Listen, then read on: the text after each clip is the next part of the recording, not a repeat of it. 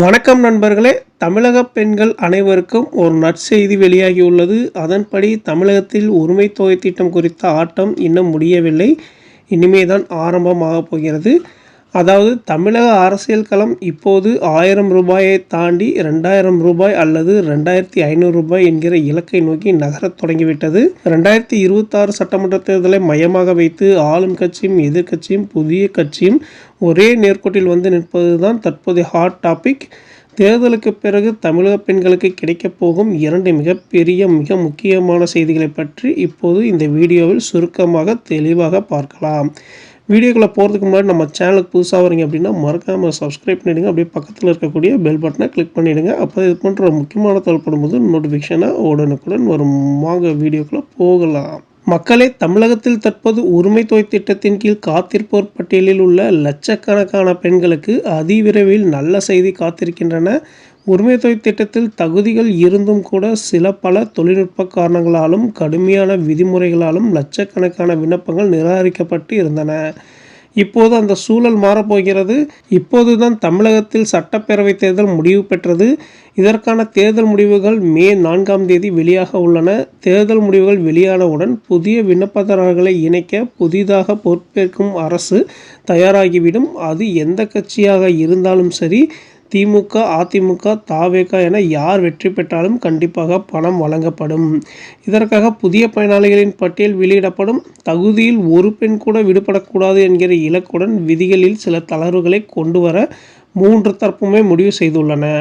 இதுவரை ration card இருந்தும் விண்ணப்பம் செய்யாதவர்கள் மற்றும் நிராகரிக்கப்பட்டவர்களுக்கு இது ஒரு மிகப்பெரிய செய்தியாகவே இருக்கும். திமுக தரப்பில் மீண்டும் ஆட்சிக்கு வந்தால் திராவிட மாடல் 2.0 திட்டத்தின் கீழ் உரிமை தொகை மாதந்தோறும் 2000 ரூபாயாக உயர்த்தி வழங்கப்படும் என முதலமைச்சர் ஸ்டாலின் அறிவித்துவிட்டார். அண்மையில் பிப்ரவரி மாதத்துடன் சேர்த்து வழங்கப்பட்ட 5000 ரூபாய் அதன் ஒரு முன்னோட்டம் என்கிறார்கள் ஆளும் கட்சியினர். அதேபோல் அதிமுக தரப்பில் எடப்பாடி பழனிசாமி, நாங்கள் ஆட்சிக்கு வந்தால் அனைத்து குடும்ப தலைவர்களுக்கும் எந்தவித நிபந்தனைகளும் இன்றி 2000 ரூபாய் வழங்குவோம் என உறுதியளித்துள்ளார். அது மட்டுமின்றி கருணை தொகையாக குடும்பத்திற்கு 10,000 ரூபாய் வரை சில கூடுதல் அறிவிப்புகளையும் அடுக்கி வருகிறார். யார் ஜெயித்தாலும் ஜூன் மாதத்திற்கு பிறகு தமிழக பெண்கள் வங்கி கணக்குகளில் 1000 ரூபாய்க்கு பதிலாக இனி 2500 வரை சேருவது உறுதியாகிவிட்டது. உதவித்தொகையாக தொடங்கிய இந்த திட்டம் இப்போது தமிழக அரசியலின் வெற்றி தோல்வியை தீர்மானிக்கும் உரிமை தொகையாக விஸ்வரூபம் எடுத்துள்ளது. உரிமை தொகை 2000 ரூபாயாக உயர்த்துவது ஒரு புறம் இருக்க, யாருக்கெல்லாம் இந்த உரிமை தொகை கிடைக்கும் என்கிற விவாதம் தான் இப்போது தமிழகத்தின் பட்டி தொட்டி எங்கும் ஹாட் டாபிக்காக உள்ளது. குறிப்பாக அரசு ஊழியர் குடும்பங்கள் மற்றும் நடுத்தர வர்க்கத்தினர் எதிர்பார்ப்புகள் அதிகரித்து உள்ளன. தற்போதைய நிலவரப்படி அரசு ஊழியர்கள், ஓய்வூதியதாரர்கள் மற்றும் வருமான வரி செலுத்துபவர்களின் குடும்பங்களுக்கு இந்த திட்டத்தில் இடமில்லை.